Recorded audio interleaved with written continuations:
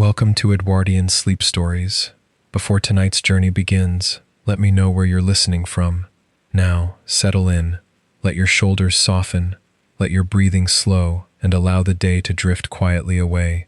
Tonight we travel to the north of England in October of 1905, to the great house of Thornemere, in the last hour before the household sleeps, where the lamps are being carried up the back stairs one by one, and the whole house smells of beeswax and wood smoke and drying lavender.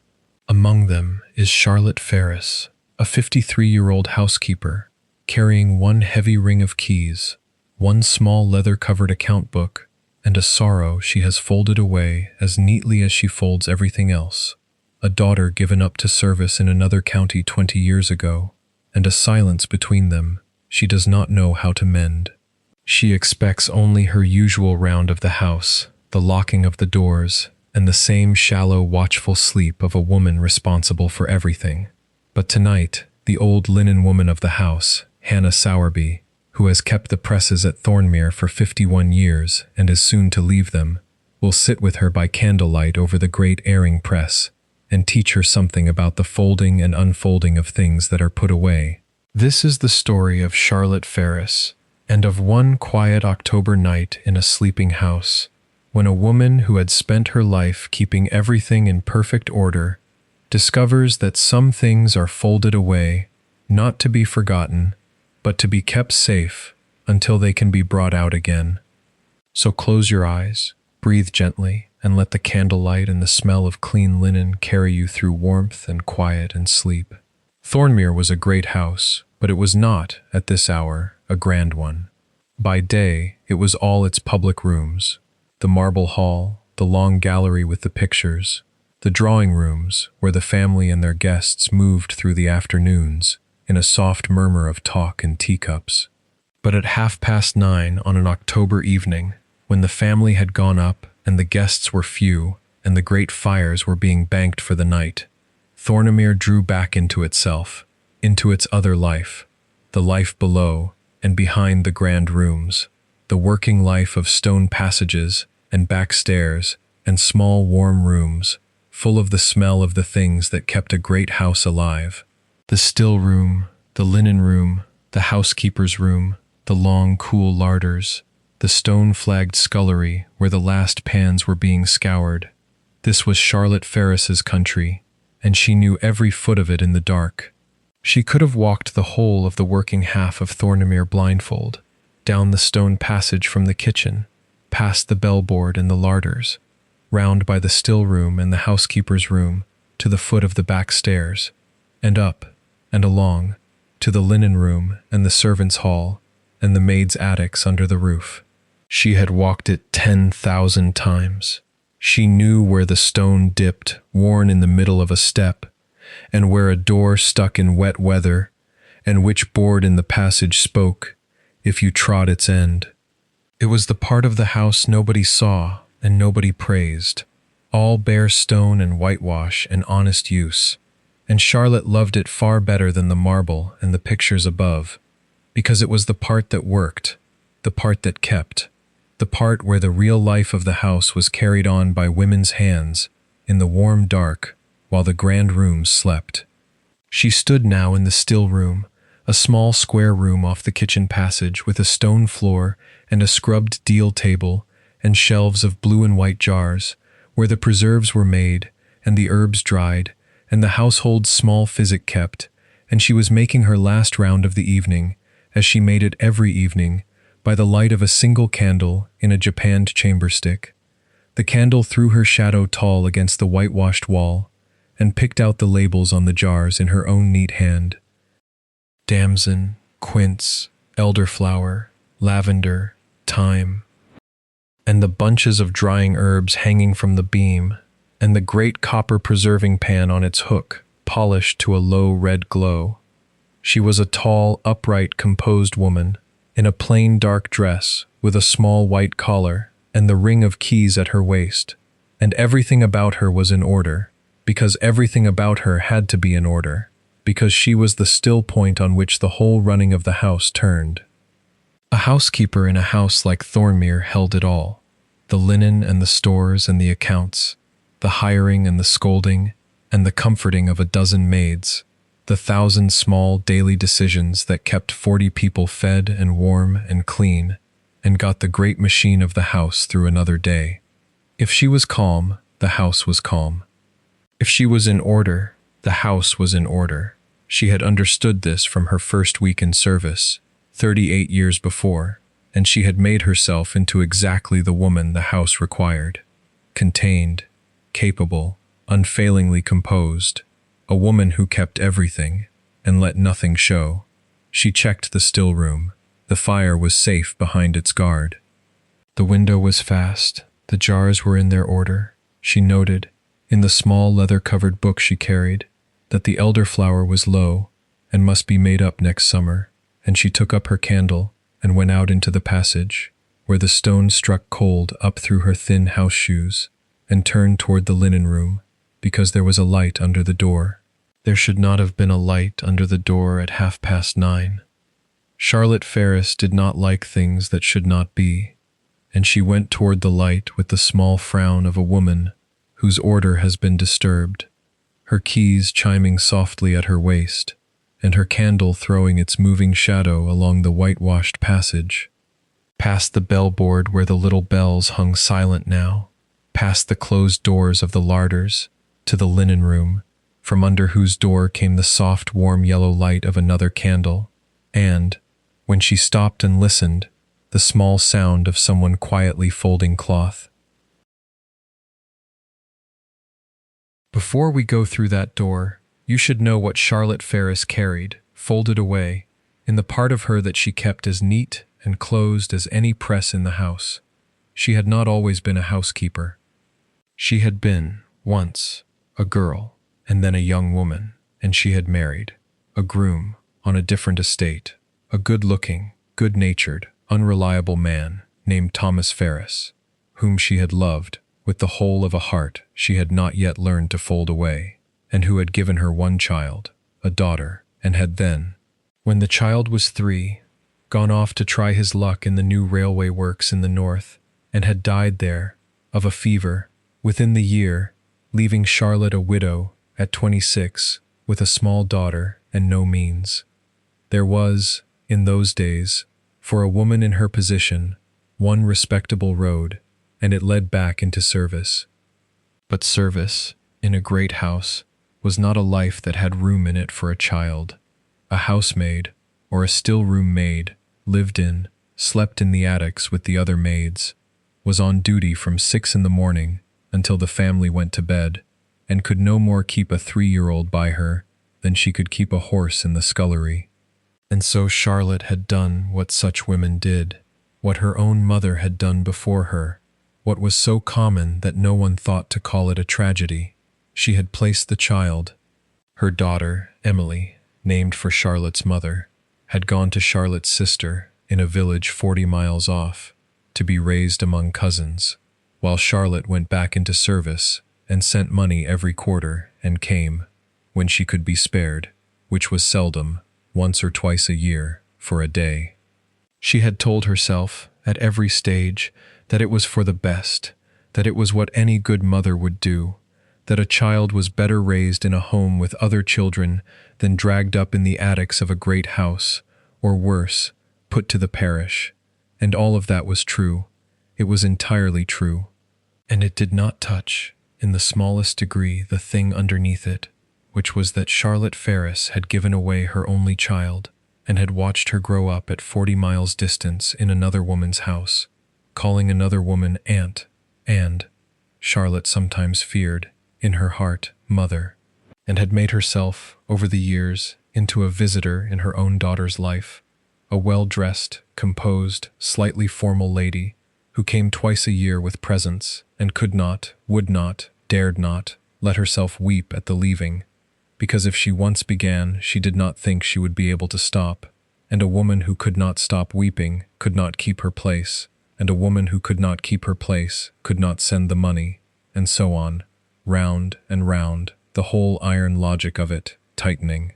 Emily had grown up and gone into service herself, for what else was there, as a lady's maid, in a house in yet another county, and had done well, and had married, in time, a respectable upper servant, a butler, and had children of her own now, Charlotte's grandchildren, whom Charlotte had seen exactly 4 times. And between Charlotte and her daughter, there had grown up, over these 20 years and more, a silence. Not a quarrel. That would have been easier. A quarrel can be made up. It was worse than a quarrel. It was a politeness, a distance, a carefulness.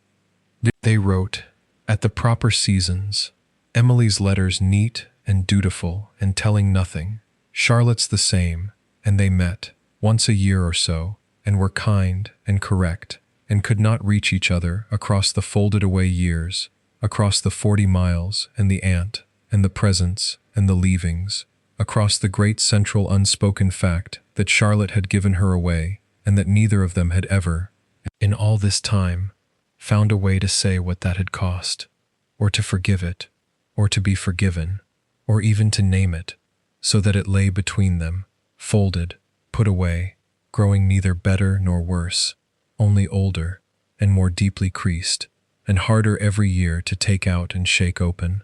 Charlotte thought of it seldom, in the ordinary way. She had made herself a woman who thought of it seldom.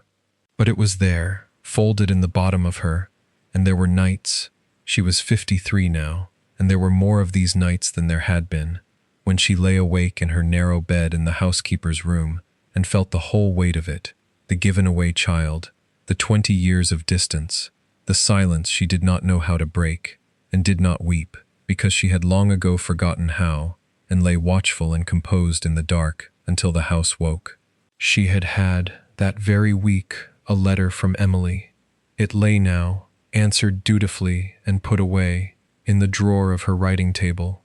But there had been something in it, a smaller, plainer hand than usual, a sentence half begun and crossed out, that Charlotte had held up to the candle and could not quite read, that had unsettled her, that she had not been able to fold away as neatly as she folded most things, and that was, though she did not know it, part of why she was still on her feet at 9:30, making her round, unwilling to go up to the narrow bed and the watchful dark.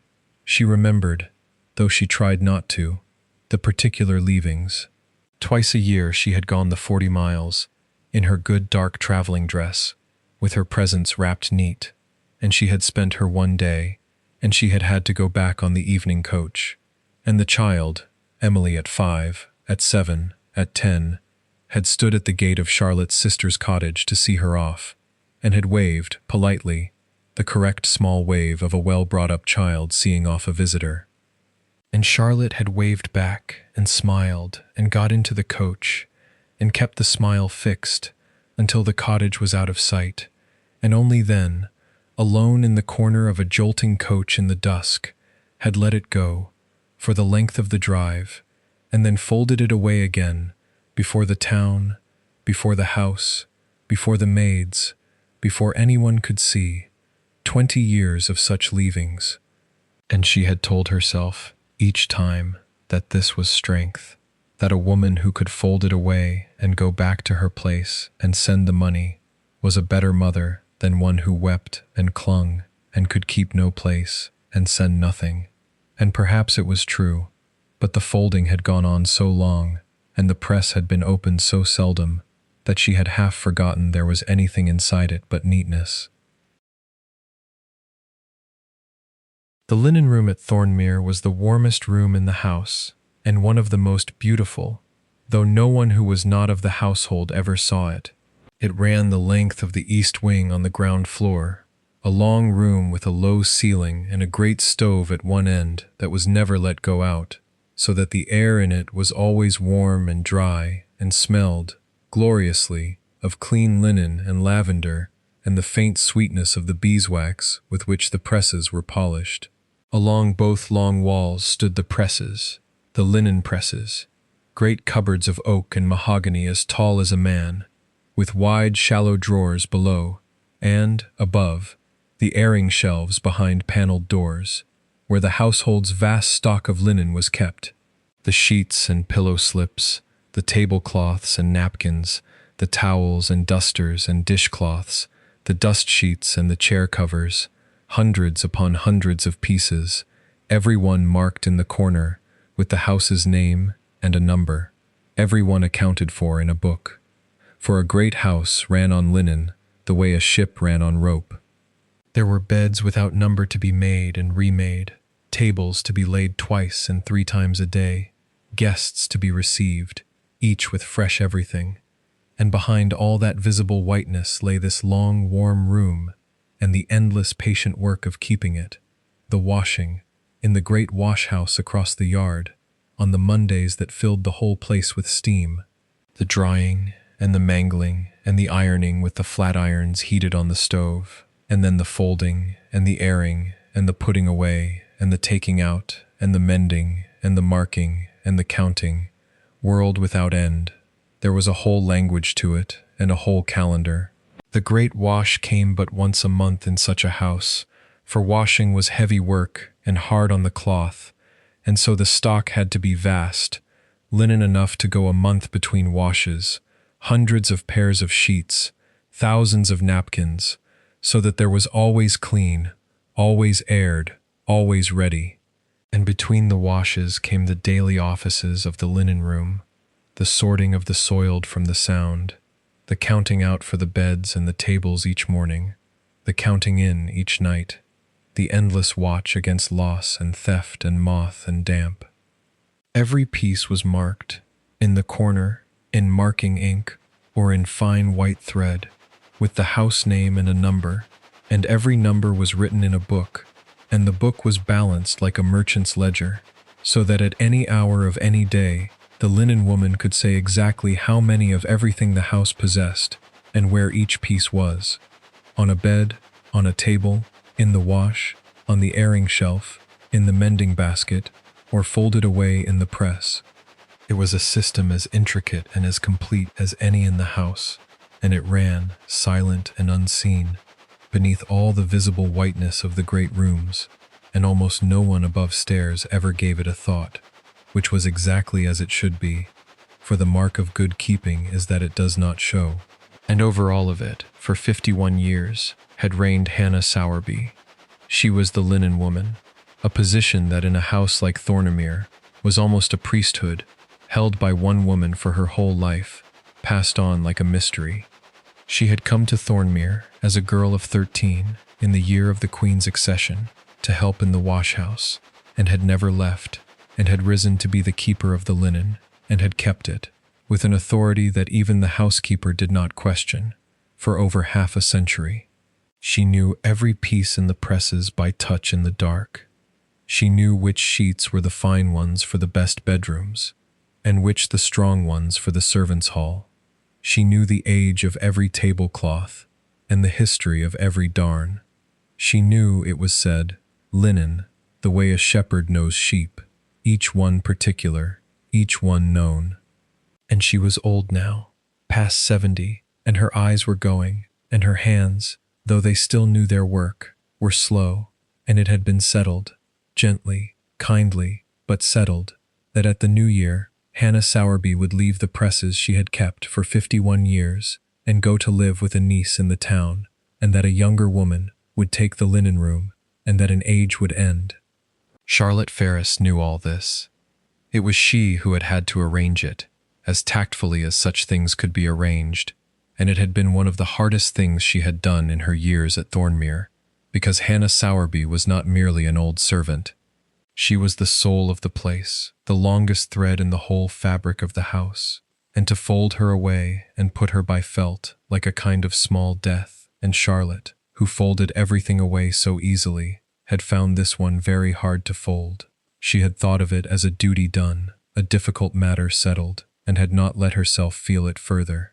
But she understood the linen room, and she loved it, in her contained way, more than any room in the house, because it was the room where the truth of her whole life's work was made plain. The grand rooms upstairs were for show. This long, warm room was for keeping.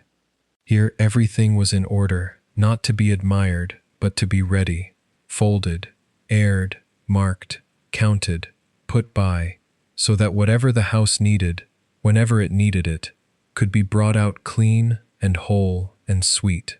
That was housekeeping, in its deepest sense, not display, but readiness, not the using, but the keeping ready to be used, to hold a great store of good things in perfect order in the warm dark, so that nothing was lost and nothing spoiled, and everything, when its hour came, could be taken out and shaken open and made to serve.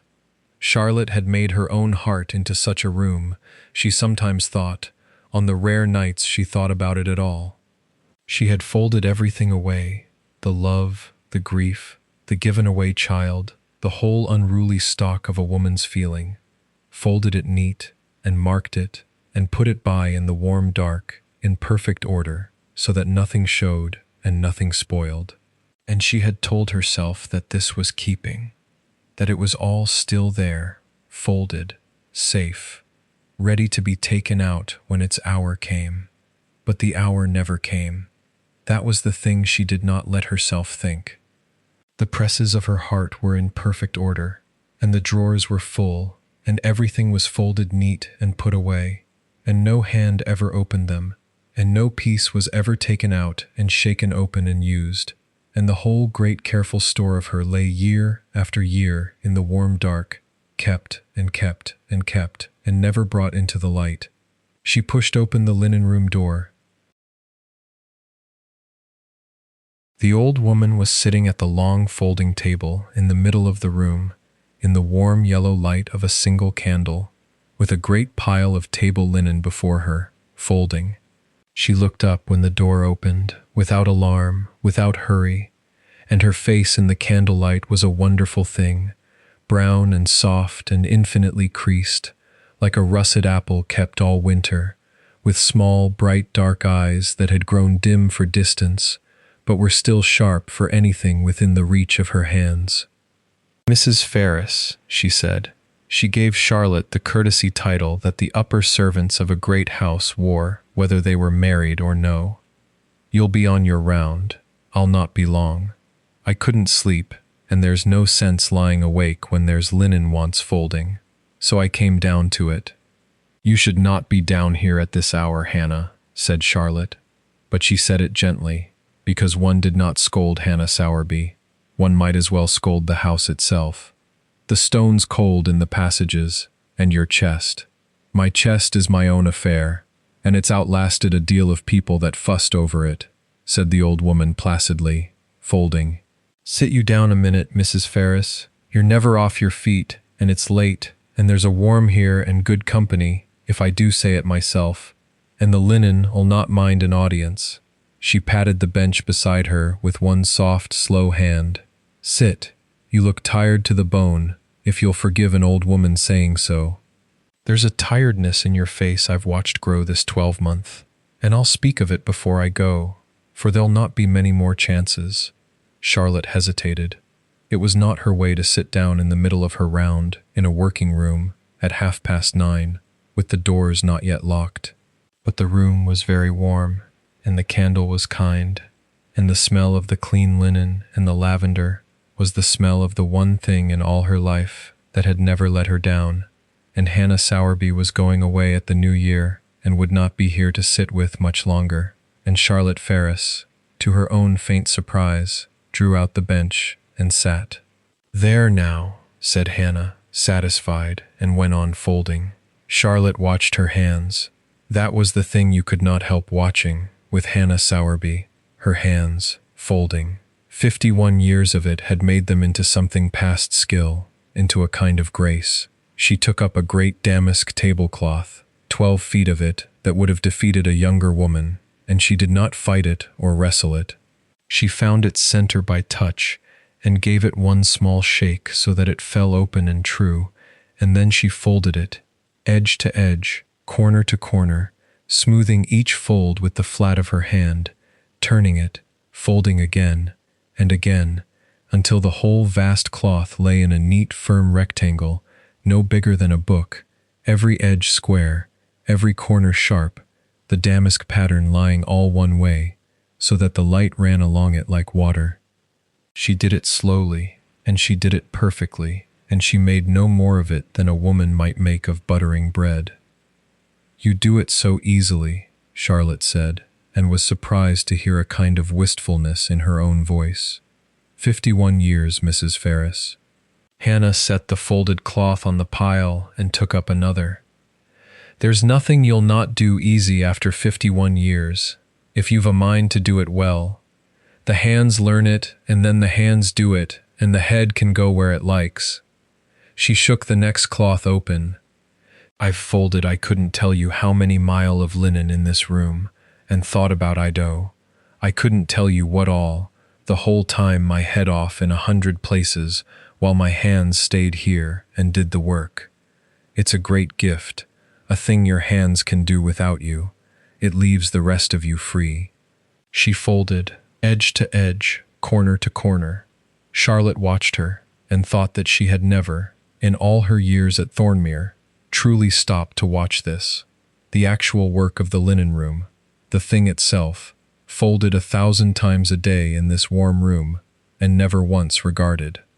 She had thought of linen as a category in a book, a stock to be counted, a matter of columns and quarterly checks, and here it was, in the old woman's hands, not a category at all, but a living thing, particular, handled, known. Hannah did not fold 2 cloths the same.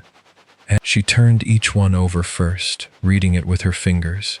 A thin place here, a strengthening darn there, the particular soft nap of a cloth much used and much loved, and folded each according to what it was, as a good nurse handles each child according to its nature. It was not work, quite. It was closer to conversation. The old woman and the linen had been talking to each other, edge to edge, corner to corner, for 51 years, and neither had ever tired of it. And what, she said, not looking up, in the mild, unhurried way of the very old, keeps you from your bed the night, Mrs. Ferris? For it's not my chest, whatever you may say. You'd not sit down in the middle of your round for my chest. Something's not folding right in you, and it's kept you on your feet past your hour, and I've an old woman's nose for it.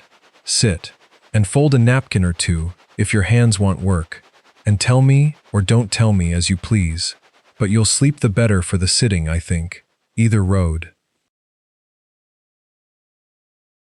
Charlotte did not answer at once, but her hands, of their own accord, reached out and took a napkin from the unfolded pile, fine damask, marked in the corner with the house name and a number, still warm from the airing shelf, and began, a little awkwardly, for she was a housekeeper and not a linen woman, and had not done this close daily work in years, to fold it. Hannah watched, sighed long and said nothing, and let her. You've a good fold in you, the old woman observed after a while. It's rusty, but it's there. You were a still room maid once, before you rose, a long time ago. Aye. Well, the hands don't forget. Nothing to unlearn, only to warm up. Hannah folded a cloth. Turn it so the mark's inside, Mrs. Ferris. There. So the corner's hid when it's put by, and shows when it's shook out. That's the way of it. The mark to the inside. What's the house's own is kept private, folded in, and only shows when the thing's brought out to serve. She smoothed a fold. I've always liked that the linen keeps its name folded inside it, close, where none can see, until the hour it's wanted, and then it's shook open, and there's the name, plain, and the cloth goes out on the table and serves. The name was there the whole time, only folded in. Charlotte folded her napkin and turned the mark to the inside and set it on the pile and took up another and found that the small repeated motion, the shake, the fold, the smoothing, the turn, was doing something to the tightness in her chest, easing it, the way the kneading of bread eases a troubled woman, the way any slow good work done with the hands eases the thing the head is carrying. It's strange, she said, half to herself, folding. I have kept this house's linen in a book for years. I know to the piece what we hold, and I have not folded a napkin with my own hands since I was a girl. And it is, she searched for the word, it is easing me, the doing of it, more than the counting of it ever did. Aye, said Hannah, unsurprised. The counting's the head's work, and the head takes no comfort from it, only more to fret over. The folding's the hand's work, and the hands give it back to you. There's a mercy in work you can do with your hands, while your heart does its own business. I've folded through every trouble of 51 years in this room, and the folding never once failed me. It's honest, it asks nothing. It only wants doing, and it does you good in the doing, and at the end, there's a neat pile where there was a heap, and that's more than you can say, for most of what a body worries at. She smoothed a fold. Go on. Another. Your hands are remembering. I can see it. I had a letter this week, she heard herself say. From my daughter. She had not meant to say it. It came out of her in the warm room, over the folding, in the same unbidden way that such things always come out, when the hands are busy and the light is kind, and the person beside you is old and going away, and has 51 years of not being shocked by anything. Hannah Sowerby did not look up, and did not stop folding, and said only, mildly, Your daughter. I did not know you had a daughter, Mrs. Ferris, though I might have guessed. There's a look mothers have, even the ones that keep it folded away, especially those.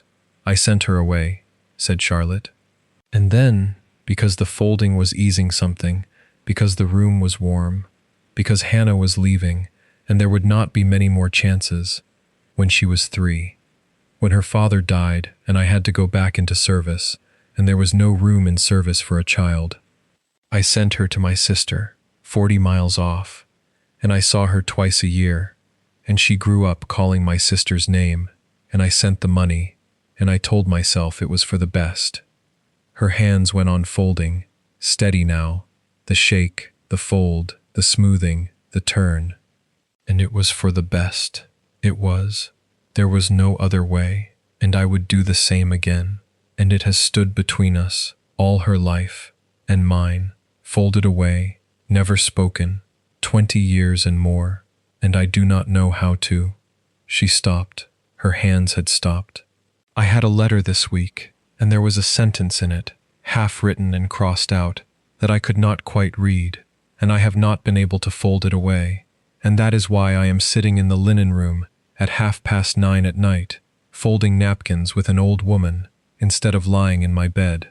Hannah Sowerby folded a cloth and set it down, and took up another, and let the silence be warm and the folding go on, and did not say she was sorry, and did not say it was for the best, for she had heard Charlotte say it herself, and knew it did not need saying again.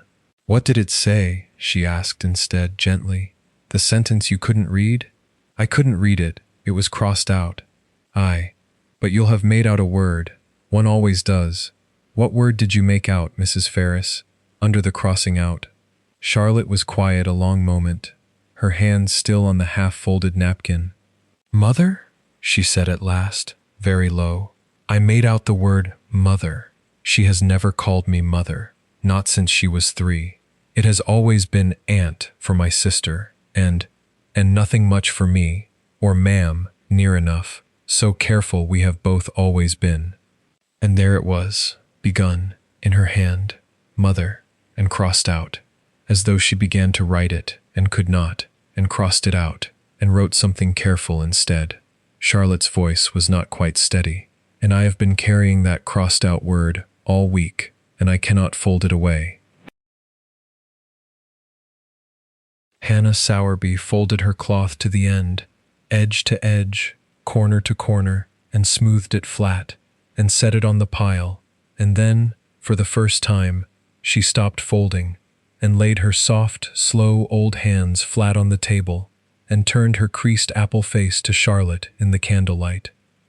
I'll tell you a thing about folding, she said, that I've had 51 years to learn, and I'll give it you now, for it's the only thing of worth I have to leave, and you're the one I'd leave it to. When you fold a thing away, a cloth, a sheet, anything, you're not throwing it out. That's the first thing to understand, and most never do. Folding is not the same as losing. When I fold that great damask cloth and put it by in the press, in the warm and the dark, marked and neat, I've not lost it. It's not gone. It's kept. It's safe. It's waiting.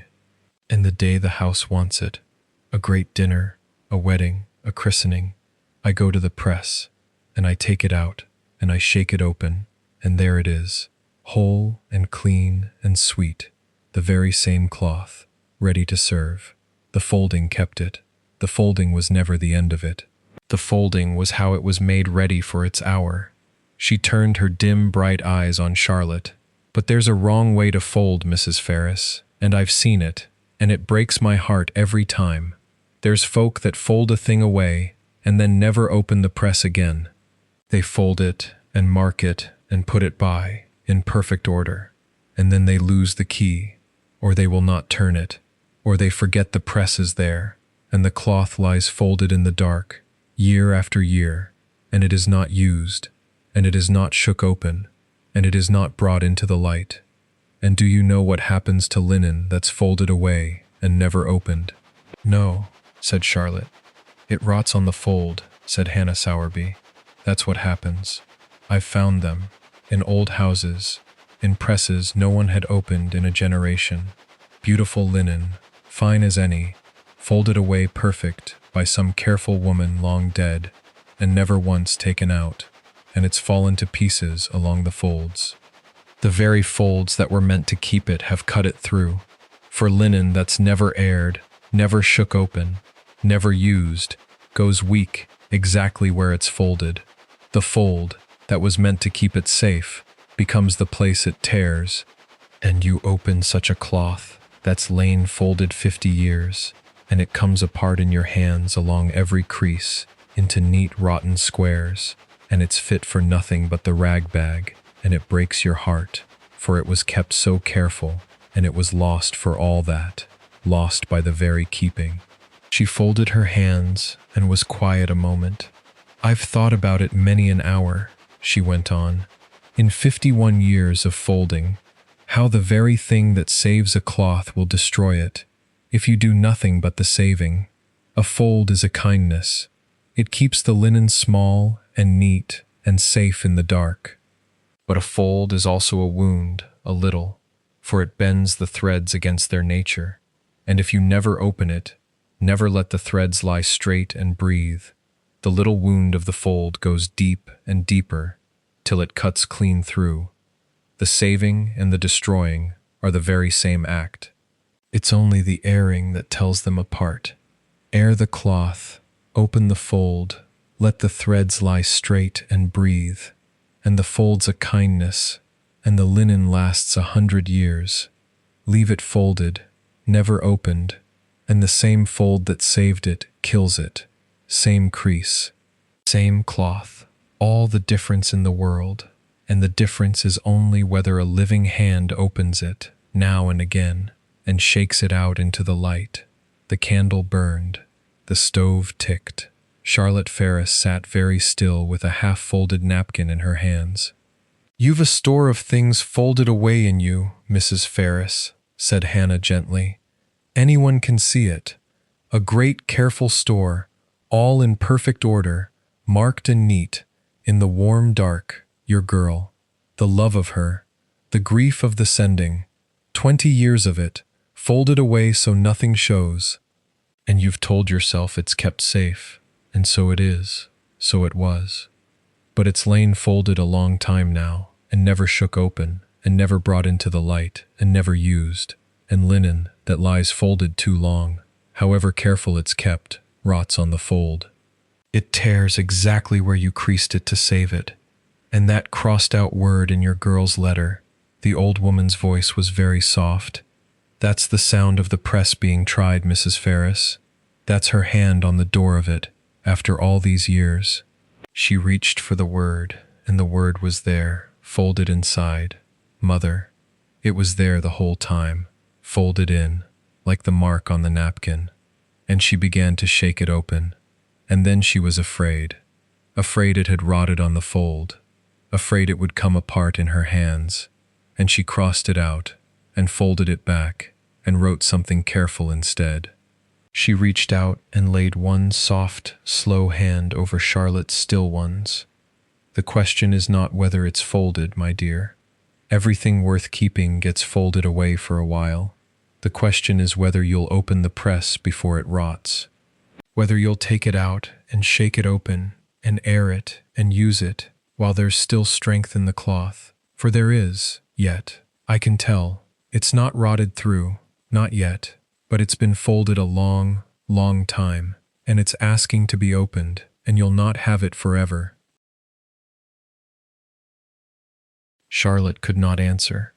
There was too much in her throat, and Hannah Sowerby, with the wisdom of 51 years, did not wait for an answer, but rose slowly from the bench, one hand on the table, and took up the candle, and said, in the ordinary practical voice of the linen room, "Come and help me air the great press. It's overdue, and it's a two-woman job, and it'll do you good to have your hands in it. There's no sorrow in this world that a warm airing press won't ease a little, and I'll not be here to keep them aired much longer, so you may as well learn the way of it." And Charlotte, glad past telling to be given a task, to be told what to do with her hands while her heart was in such disorder, rose and followed. The great press stood at the warm end of the room, nearest the stove, the finest of all the presses at Thornemere, of old dark oak, as tall as the ceiling, with double doors above and a range of wide, shallow drawers below. And Hannah opened the doors, and the warm lavender-scented breath of it came out into the room, and there, on shelf above shelf, lay the best linen of the house. The fine sheets for the state bedrooms, the great damask cloths for the dining table, the christening robe that had christened 4 generations, the linen kept for the best and used but seldom, all of it folded, marked, aired, in perfect order, ready. "Now," said Hannah, setting the candle safe on a bracket, "the way of airing is this.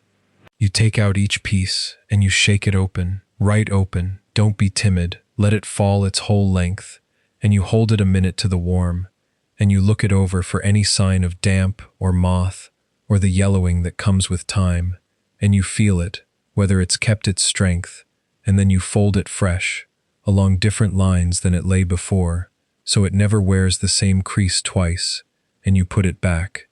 That's airing. That's what keeps a press sweet for 50 years and more. Not leaving it be, opening it regular, and shaking everything out, and looking it over, and folding it fresh." She handed Charlotte the first great sheet. "Shake it open. Go on. Let it fall."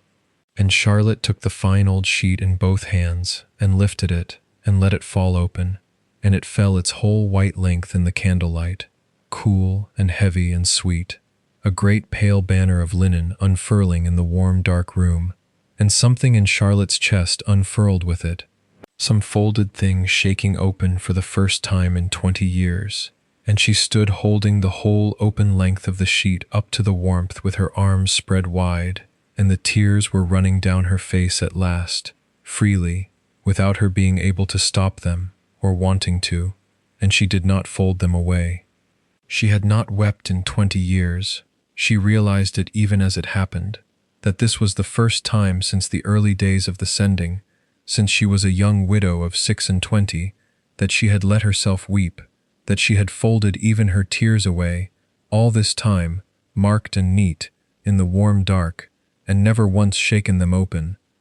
And they came now, not as the wild, tearing grief she had always feared and guarded against, the grief that would unmake her and cost her her place, but as something slower and deeper and almost sweet, the simple, honest weeping of a woman airing, at last, a thing too long kept folded, letting it fall its whole length into the warm light, and looking it over through her tears.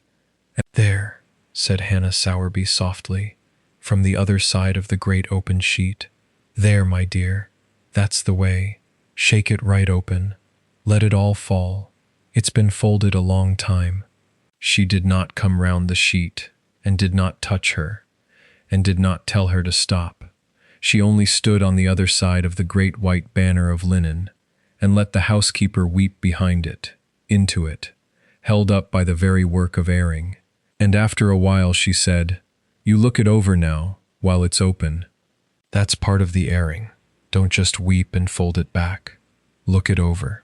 See what's kept, and what's worn, and what's still strong. That's the airing. Weeping's only the shaking open. The looking over is where the good's done. And Charlotte, behind the great open sheet, in the warm lavender-scented dark, looked over the whole folded store of 20 years, shook open at last into the candlelight, and found, to her astonishment, that most of it was still strong. The love was still strong. The sheet had not rotted through. It had been folded a long time, and it was creased deep, and it was weak along the old folds, but it had been kept warm, and kept dry, and kept in the dark where things are preserved, and the cloth of it, the good linen of a mother's love for her only child, was whole yet, and strong yet, and fit yet to be shook open, and aired, and brought into the light and used, if only she would. When the sheet was aired, and folded fresh along new lines, and put back, they aired another, and as they worked, the two women, the old and the older, shaking open the great store of the house's linen in the candlelight, and looking it over and folding it fresh, Hannah Sowerby talked, in her mild, unhurried way, of her 51 years. "I came here at 13, she said, in the wash house, in the old Queen's first year, and I've never left, and I've never married, and I've no children, and some would call that a poor bare life, Mrs. Ferris, and maybe it was. But I'll tell you what I've had instead, and I'll not trade it. I've had the keeping of this. 51 years, the keeper of the linen of a great house. And do you know what that is, truly, when you look at it right? It's the keeping of the house's whole memory." She folded a cloth, and set it by, and took another. "Every great thing that's happened in this house in 51 years has passed through my hands as linen. Every christening, I've had out the robe, and aired it, and dressed the baby's cradle. Every wedding, I've laid the great breakfast cloths, and dressed the bride's bed. Every death, I've brought out the black-bordered sheets, and drawn the blind's worth of dust sheets over the mirrors, and laid the linen for the last laying out. 51 years of births and marryings and dyings, and I've kept the linen for every one, and folded it away after, and brought it out again for the next. I'm the house's memory, Mrs. Ferris, folded up in a press. I know what cloth wrapped the old master when he was christened, and what cloth was on his bed when he died, for I kept them both, and they were near enough the same age, and so was I." She smiled her creased apple smile. "There's not a soul left alive but me that remembers the half of it. When I go to my niece at the New Year, it goes with me, all of it, the whole folded memory of the house, and the young woman that takes the press will keep it beautiful, I don't doubt, but she'll not know what she's keeping. She'll fold the christening robe and not know whose tears have wet it. It'll be linen to her. To me, it was the house's whole heart, folded away in the warm dark, and taken out, and shook open, and used, at every turning of every life that ever passed through here." She was quiet a moment, folding, and when she spoke again her voice had gone softer, further off, back down the years. "I mind the young master's christening, the present one, that's master now. A grave gentleman of 50, I was a woman grown, when they brought him to be christened, and I had the robe out and aired a week before, and dressed the cradle in the finest we had, and stood at the back of the church in my good bonnet to see it. And I mind his mother's laying out, 40 years after, in this same house, and I brought out the black-bordered sheets I'd kept folded 20 years against the need, and they were sweet and whole, for I'd aired them faithful, though I prayed each airing they'd not be wanted yet. Christened him and buried her, and kept the linen for both, and folded it away between whiles, and here I still am, and there a christening and a grave, and I'm neither yet, though I feel the fold coming on me." She smiled her creased apple smile, without sorrow. "That's what it is to keep a great house's linen 51 years, Mrs. Ferris. You hold the whole of it. Every joy and every grief passes through your hands as cloth, and you keep it all, and you're the only one left that knows what each piece has seen." She paused, holding a folded cloth in her soft, slow hands. "And that's the difference, do you see, between keeping a thing safe and keeping it dead. I never let the presses go unopened, 51 years, and I aired everything, regular, whether it was wanted or no, took it out and shook it open, and looked it over and folded it fresh. Because a thing kept and never opened is a thing lost, however careful you keep it. But a thing kept and aired and used, a thing taken out at every christening and wedding and death, shook open and wept into and laughed over, and then folded away warm till its next hour, that's not lost at all. That's the livingest thing in the house. That's memory kept alive by handling. And I'd sooner have kept this house's linen alive 51 years than have done any grander thing you could name." She set the cloth on the pile. "You keep everything, Mrs. Ferris, same as I do. It's our trade and our nature both. But you've been keeping some of yours the wrong way, folded away, and the press never opened. And I'd not have you find, one day, that it's rotted on the fold. That's all. That's the whole of what an old woman has to say to you, and I've said it, and now we'll air the last of the sheets and get you to your bed." The last thing they aired was the christening robe. It lay in the deepest drawer of the great press, wrapped in blue paper against the light, and Hannah took it out with a particular tenderness and unwrapped it and lifted it into the candlelight. A long gown of fine white lawn, yellowed a very little with age, worked all over with white embroidery so fine it looked like frost on a window. 100 and more years old, that had christened, Hannah said, 4 generations of the family, and, before them, no one now living knew how many more. "Feel the strength of it," said Hannah, giving it into Charlotte's hands. 100 years and better, and christened, I couldn't tell you how many bairns, and it's whole yet, strong yet, for it's been aired, do you see? Aired and used, every generation, taken out, and shook open, and worn, and wept over, and folded away warm again. That's what's kept it strong, not the keeping, the using. A thing this old and this fine, if it had been folded away and never once brought out, would be dust by now, fallen to pieces along every fold. It's the christenings that saved it. It's the being used that kept it whole. Charlotte held the old christening robe in the candlelight, the fine white lawn cool and light in her hands, worked with its frost of embroidery, whole and strong after 100 years of being brought out into the light at every new life, and she thought of her own daughter, christened in a plain gown 40 miles away, that Charlotte had not been there to see, and of her grandchildren, whom she had seen 4 times, and she thought, there is still time. It is not rotted through. It is folded deep and creased hard, but it is strong yet, and there is still time to bring it out into the light and use it, if I will. She turned the robe gently in her hands, and thought how strange it was that a thing so fragile, fine lawn, worked thin as breath, should have outlasted every strong-armed man and every hard-worked woman who had ever carried a child to be christened in it.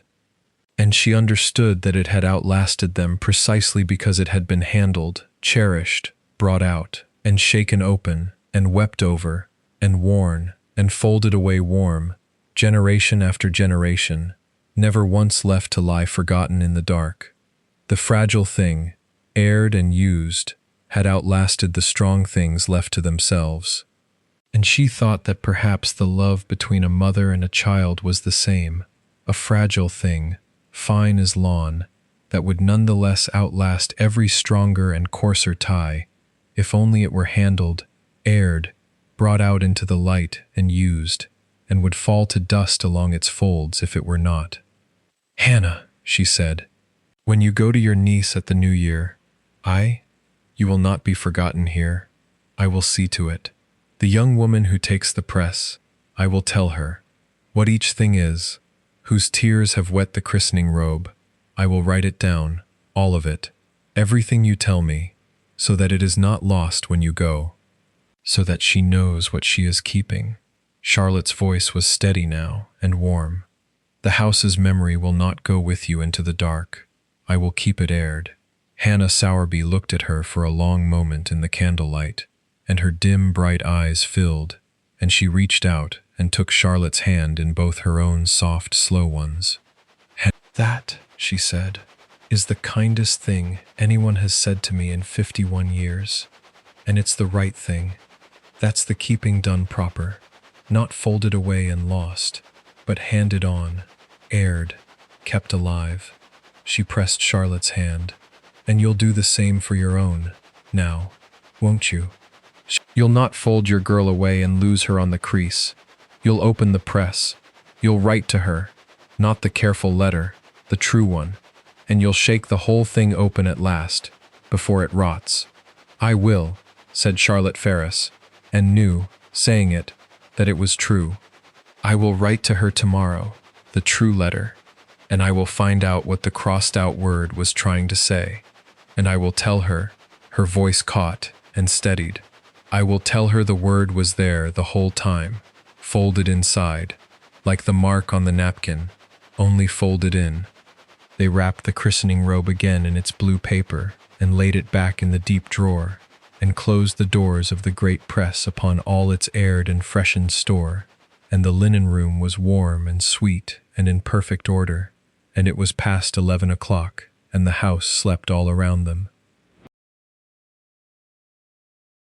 Charlotte saw Hannah Sowerby up the back stairs to the old woman's room under the eaves, going slowly, a step at a time, the candle throwing their two shadows tall and joined against the whitewashed wall, and saw her settled and said good night, and came down again, alone to finish, at last, her round.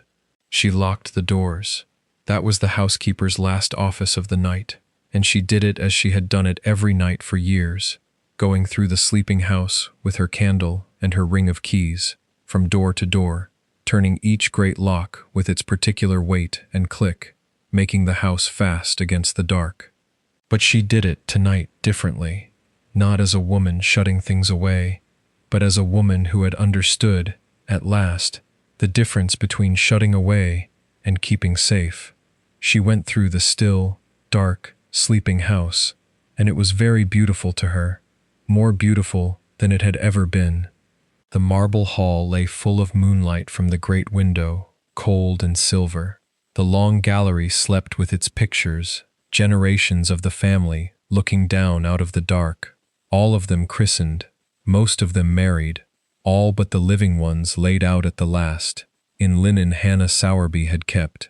The great rooms lay hushed and folded away for the night, marked and neat and ready, waiting for the morning when the house would shake itself open again and be used.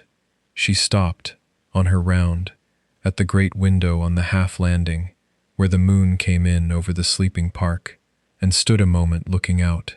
The park lay silver under the moon, the great trees black and still, the frost just beginning to come down and whiten the grass, and beyond the park, the dark country rolled away, sleeping, farm and village and field, 40 miles and more of it between this house and the house where her daughter slept. 40 miles she had crossed twice a year for 20 years, with her presence wrapped neat and her heart folded away. And tonight, the 40 miles did not seem, as they had always seemed, a distance that could not be closed. They seemed only a folding, a thing put by for a while, in the warm dark, to be shaken open in the morning. The letter would go the 40 miles, and then, perhaps, her daughter would come the 40 miles the other way, and the press would be opened at last. And Charlotte understood, moving through it with her candle and her keys, that the whole house was a kind of linen press, a great store of good things, kept in order in the warm dark, folded away each night, to be shook open each morning, and aired and used.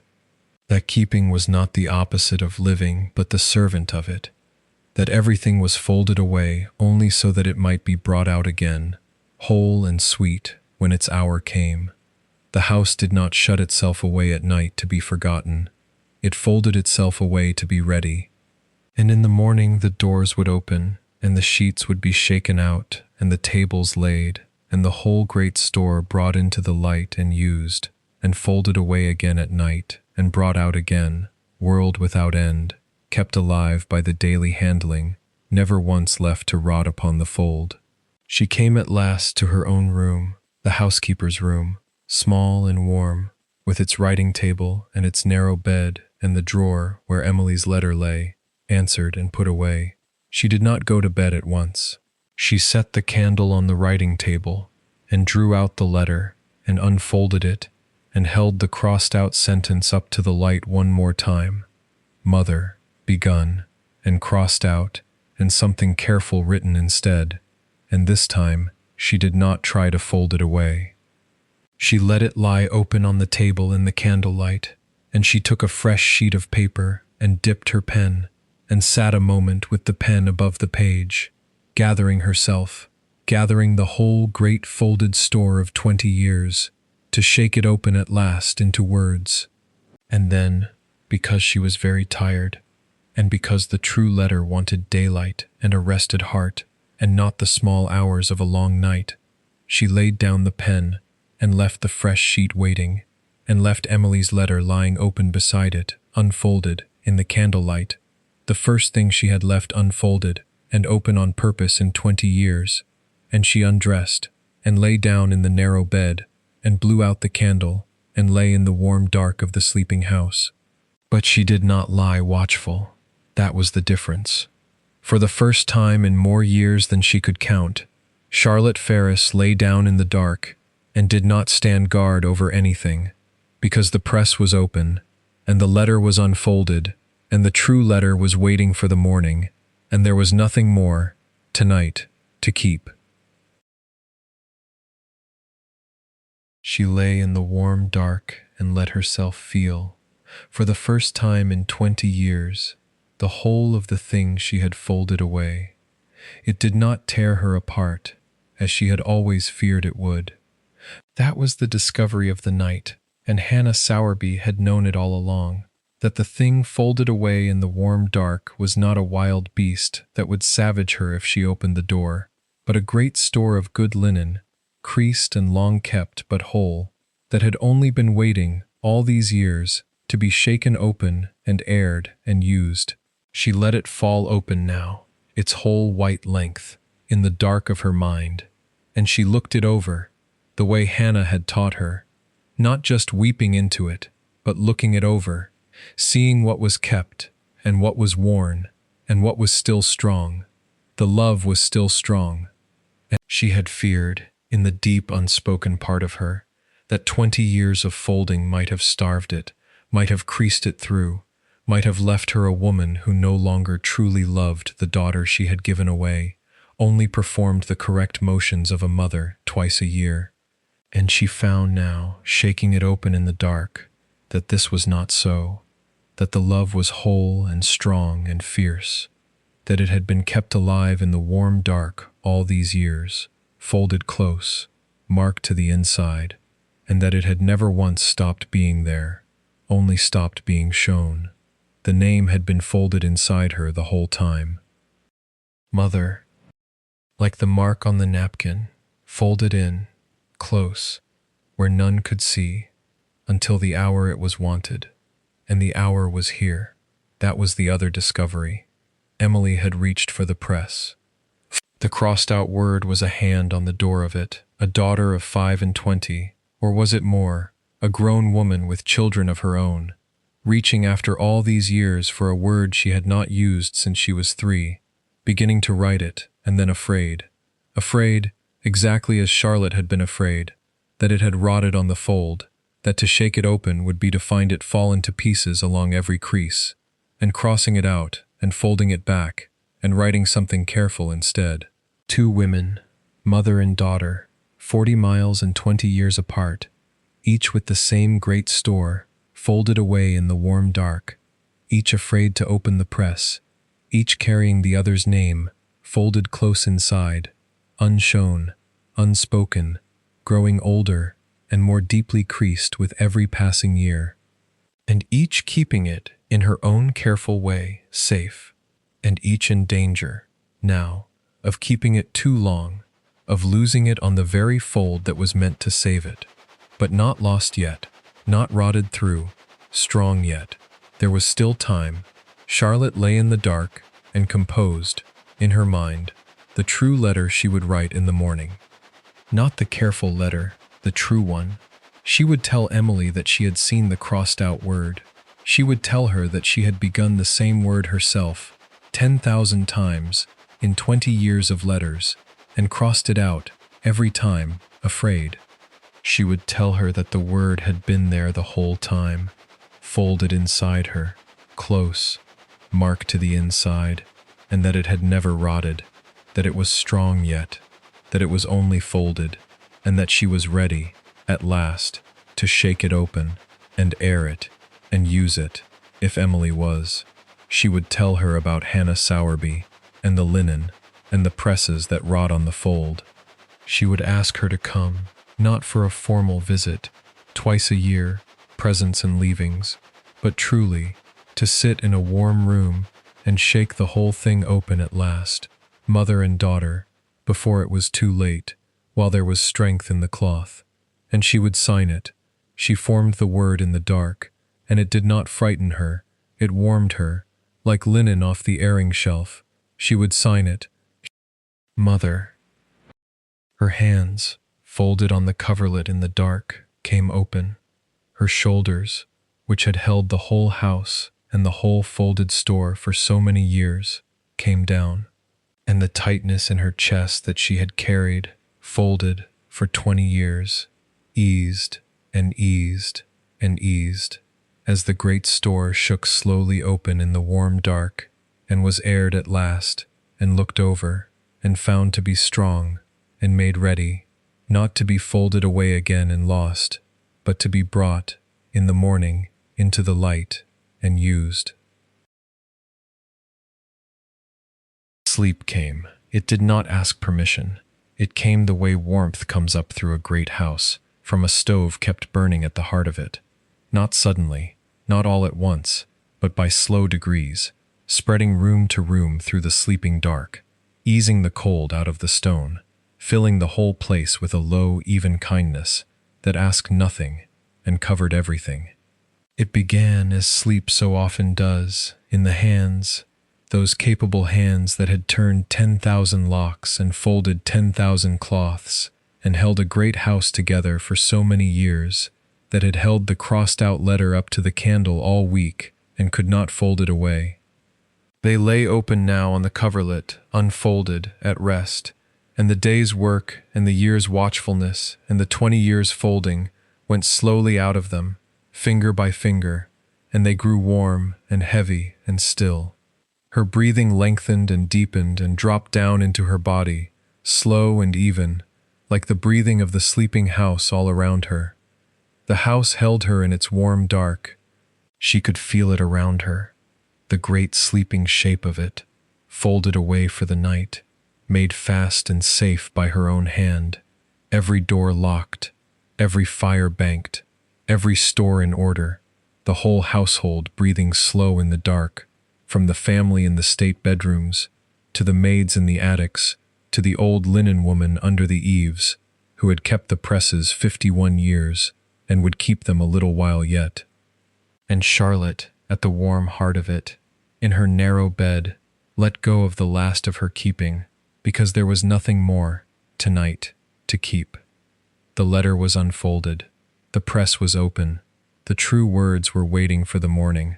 She had shaken the great thing open at last, and found it strong, and there was nothing left to guard. Sounds came, and asked nothing of her, very faint and far, the settling of the old house in the night, a stair easing, a beam contracting as the cold came on, the small tick of the housekeeper's room clock, somewhere below, the last coal shifting in a banked fire. Outside, once, an owl, and then the great soft silence of the country dark, closing over the house, deep and complete, the silence of a place miles from any town, under a whole sky of October stars. The warmth came up over her, room by room, the way it came up through the house. Images drifted past, unmoored, going wherever they liked. A single candle in a Japan chamber stick, throwing a tall shadow on whitewash, blue and white jars in her own neat hand, damson, quince, lavender, a great damask cloth falling open its whole length in candlelight, the pattern running along it like water. Hannah Sowerby's creased apple face, and her soft, slow hands folding, edge to edge, corner to corner. A christening robe, 100 years old, whole and strong, worked with a frost of embroidery, a word begun in a daughter's hand, and crossed out, and beginning now, in the warm dark, to be written fresh. There was one last small stirring of the old habit, the watchful part of her, the part that had stood guard so many years, coming half awake to check that everything was folded away and safe.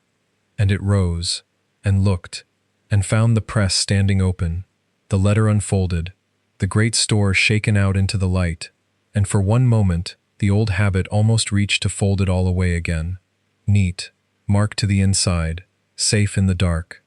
And then it understood, drowsily, from a long way down, that this was exactly the danger Hannah had warned of, the folding away that becomes the losing, and it did not fold anything away. It let the press stand open. It let the letter lie unfolded in the candlelight that was out now, but would be daylight soon, and it let go and sank and did not come up again. Leave it open, she thought from a long way down, warm and unafraid. Leave it open till the morning. It's been folded long enough. The warmth closed over her, gentle and complete. The warmth of the whole kept house, and the whole aired store, and the whole strong, unfolded love. A little before midnight, in the great sleeping house of Thornemere, in the last October of a long-folded silence, Charlotte Ferris, housekeeper, who had kept everything in perfect order and shown nothing for 20 years, fell asleep with the press standing open, and her hands unfolded, and the true letter waiting for the light. She slept. The night passed over Thornemere, as nights do, and the great house slept. It slept in all its folded order, from the marble hall full of cold moonlight to the long gallery where the generations looked down out of the dark, to the state bedrooms where the family lay, to the warm linen room where the aired and freshened store stood sweet in the great oak presses, to the attics under the eaves where the maids slept two to a bed, and old Hannah Sowerby slept alone, dreaming, perhaps, of 51 years of christenings and weddings and layings out, of all the linen she had kept and shaken open and folded away and brought out again, the whole living memory of the house folded warm inside her. And at the heart of it, in the small, warm housekeeper's room, Charlotte Ferris slept deeper than she had slept in 20 years, down below the reach of her long watchfulness, down in the still warm dark where the kept things wait. And on the writing table beside her, in the dark, lay the 2 sheets of paper, the daughter's letter, unfolded, open, with its crossed-out word, and the fresh sheet, blank, waiting for the morning and the true words that would fill it. The stove at the heart of the linen room burned low and steady through the night, keeping the presses warm, keeping the linen dry and sweet, as it had burned for 51 years and would burn for 51 more, so that whatever the house needed, whenever it needed it, could be brought out whole and clean and ready. And the whole house, sleeping, was warm at its heart because of it, the working heart of the place, the kept fire, the thing that never went out, so that the folding away was never a cold shutting, but always a warm keeping, always a readiness, always a waiting to be used. And in the presses, in the warm dark, the aired linen lay, not shut away, but kept, not forgotten, but ready. Every great cloth folded fresh along new lines that night, so that no thread should wear the same crease twice, every piece marked and sweet and whole, the whole living memory of the house, folded warm and waiting for its hours. The christening robe in its blue paper, 100 years old and strong yet, waiting for the next new life. The fine sheets waiting for the next guest. The great cloths for the next feast. The black-bordered linen, Charlotte knew it was there, folded deep, sweet, and whole, waiting, as it must, for the next grief. All of it kept, none of it lost, because a living hand had opened the press that night, and shaken it open, and aired it, and folded it fresh, as a living hand had done every night for 51 years, and would go on doing, so that nothing in that warm room should ever rot upon the fold. Outside, the October stars wheeled slowly over the sleeping country. The owl went about its business. The frost came down on the park and silvered the grass, and the great trees stood black and still against the sky, keeping their leaves a little longer, folding nothing away yet. And the world turned over toward morning, patient, unhurried, in no more haste to bring the day than the linen woman was to fold a cloth, taking its own slow time, as it had taken its own slow time for 10,000 years, and would take it for 10,000 more. Indifferent to the small, warm sleeping house and the small, warm sleeping woman, and the great folded love about to be shaken open in it. Indifferent, and yet, in that very indifference, kind, for it was the world's slow, patient turning that gave the morning time to come, and the letter time to be written, and the folded thing time, at last, to be aired. The hour that had so often woken her, the small hour, the watchful hour, the hour when the whole folded weight of things pressed down, came, in its time, and passed over the sleeping room, and found the press standing open, and the letter unfolded, and nothing left to guard, and found nothing to wake, and went on. Charlotte slept through it. There was no more watch to keep. She had set it down.